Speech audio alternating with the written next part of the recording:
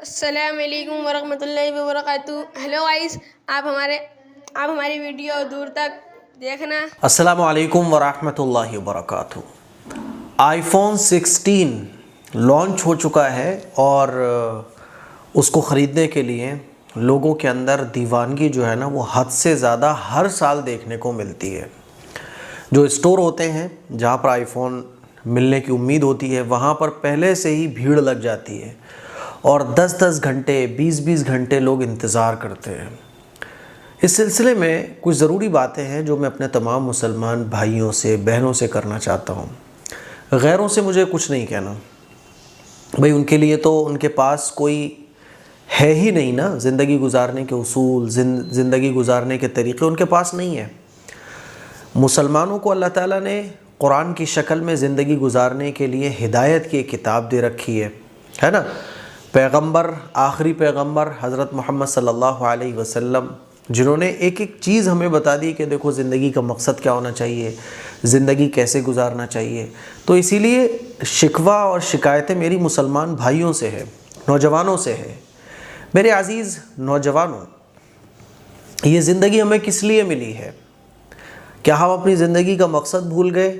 क्या हम भूल गए कि हमें ज़िंदगी अल्लाह ताला ने क्यों अता फ़रमाई है? शौक़ पूरे करना गलत नहीं है, आप अपने शौक़ पूरे कर सकते हैं। आप खूब कमाइए, आप अपने शौक़ पूरे कीजिए।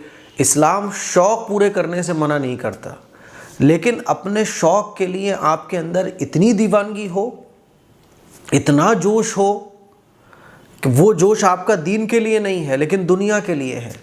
वो जोश आपका इस्लाम के लिए नहीं है, वो जोश आपका अल्लाह और अल्लाह के रसूल के तरीक़ों के लिए नहीं है, वो जोश आपका ईमान के लिए नहीं है, वो जोश आपका अपने शौक़ों के लिए इतना ज़्यादा हो, तो फिर ये मायूब नहीं बल्कि ये अल्लाह और अल्लाह के रसूल की तालीमात के बिल्कुल ख़िलाफ़ है। एक मैं मुसलमान नौजवान को देख रहा था, वो बता रहा था कि बस क्या, मैं तो मुंबई भी चला जाऊँगा लेकिन मुझे दिल्ली में मिल गया, वरना मैं मुंबई जाता, फिर मुंबई से ही आईफोन 16 लेकर आता। मिल गया तो एंकर उससे पूछ रहा था कि इससे पहले आप कौन सा फ़ोन यूज़ कर रहे थे? बोला 15 यूज़ कर रहा था मैं। तो अब ये 16 देखेंगे तो इसमें क्या ख़ास बात आपको लगी? बोला अभी तो कुछ नहीं पता, बस लॉन्च हुआ है, शौक़ है, दीवानगी है, अगर 17 आ जाएगा तो उसको भी देखेंगे। और ऐसे हज़ारों नौजवान हैं। कभी सोचा है आपने कि ऐसी दीवानगी क्या हमें अल्लाह के नबी की किसी एक सुन्नत के लिए भी हुई?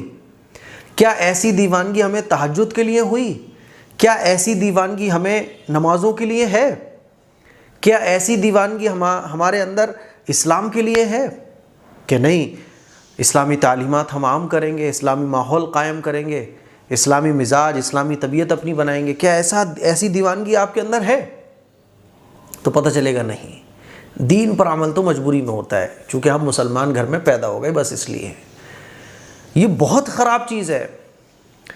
मेरे अज़ीज़ नौजवानों, मैं आपको कैसे समझाऊं? आपको अल्लाह ताला ने ये ज़िंदगी इसलिए नहीं दी है कि आप फ़ोन लेने के लिए लाइनों में लगो।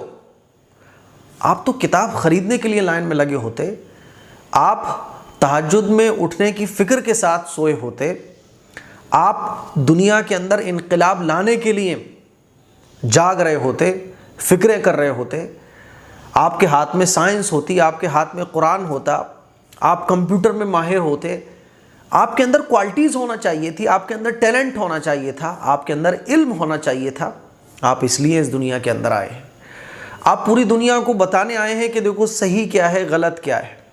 आप अच्छाइयों को आम करने आए हैं, आप बुराइयों से इस दुनिया को पाक साफ करने के लिए आए हैं। आपका मकसद ये नहीं है कि आप आईफोन ख़रीदने के लिए लाइन में लगो, है ना।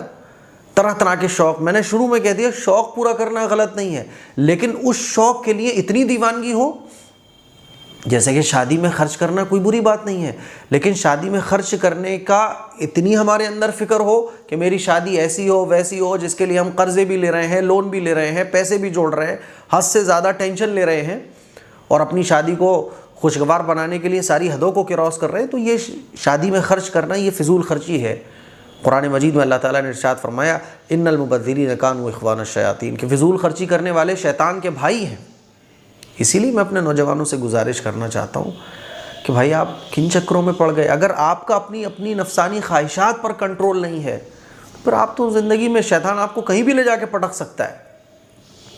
बस आप आईफोन ख़रीदोगे पैसे जोड़ जोड़ कर, कार्ड ले लेकर, फ़ोन किया जा रहा है, कार्ड है भाई साहब आपके पास, अरे यार कार्ड है तेरे पास, ये कार्ड लगा के मुझे डिस्काउंट मिल जाएगा।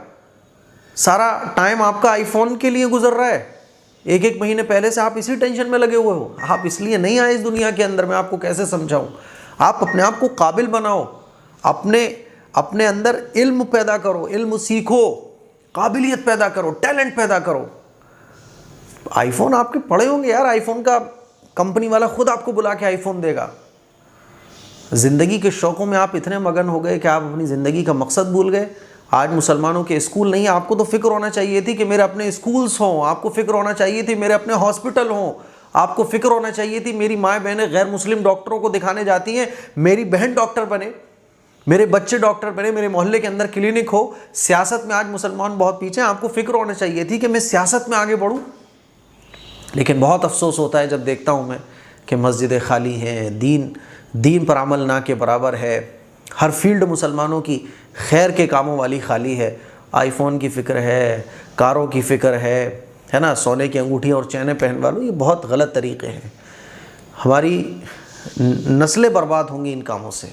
मेरी आप लोगों से गुजारिश इतनी है कि शौक़ पूरे करो, लेकिन शौक़ को अपने ऊपर इतना हावी मत होने दो कि आप मुंबई चले जाओ फ़ोन के लिए। कितने अफसोस की बात है।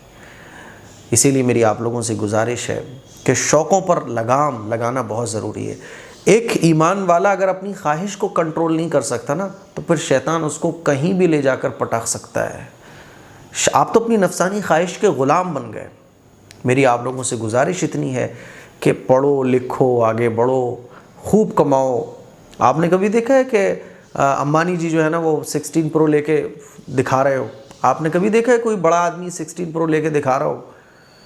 हमारे अंदर ये सारी चीज़ें क्यों? हम क्यों नहीं बड़ा बनना चाहते? अपनी सोच बड़ी बनाओ, अपनी थॉट बड़ी बनाओ, अपने मकसद बड़े बनाओ। दुनिया खुद आपके कदमों में होगी, लेकिन आप दुनिया के पीछे भागो। अल्लाह के नबी सल्लल्लाहु अलैहि वसल्लम को मुबारक इरशाद है कि दुनिया की मिसाल ऐसी है कि जो दुनिया के पीछे भागता है ना, तो दुनिया उसके हाथ नहीं आती, और जो दुनिया को छोड़कर अपनी ज़िंदगी के मकसद को समझ के आगे बढ़ता है, दुनिया जो है उसके कदमों में आके खुद गिर पड़ती है। इसके पीछे भागोगे कभी हाथ नहीं आएगी, और इसको छोड़ के आगे जाओगे तो ये खुद तुम्हारे पीछे आएगी। ये मेरी कुछ बातें थीं, मुझे उम्मीद है कि आपको मेरी बातें समझ आई होंगी।